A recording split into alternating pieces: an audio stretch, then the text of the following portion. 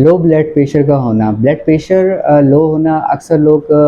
خاص طور پہ خواتین اس مرض کا بہت زیادہ شکار ہوتی ہیں۔ ویسے اس کی وجوہات جو ہے نا وہ دو قسم کی ہوتی ہیں، یا تو آپ کا گلینڈ سسٹم بہت زیادہ ایکٹیویٹ ہو چکا ہوتا ہے، اس کے اندر اریٹیشن اور انفلیمیشن آتی ہے، تو آپ کا بلڈ پریشر جو ہے وہ لو فیل ہوتا ہے، لو رہتا ہے۔ یا پھر یہ ہوتا ہے کہ ایسے مریض خاص طور پہ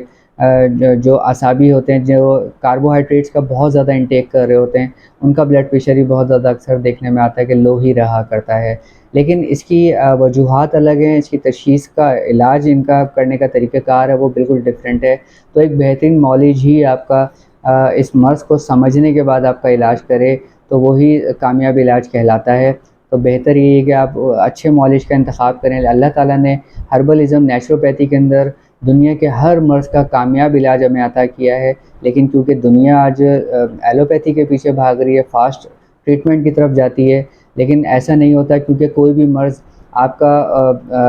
جیسے آنے میں ٹائم لگتا ہے اسی طرح سے جانے میں بھی وہ ٹائم لیتا ہے۔ تو خدا را اپنے ساتھ ظلم کرنا بند کریں، کیونکہ اگر آپ ایک مرض کو جلدی صحیح کرنے کی طرف جاتے ہیں تو آپ کو پیچھے 10 مرض اور لاحق ہو جاتے ہیں جو ناقابل علاج ہوتے ہیں۔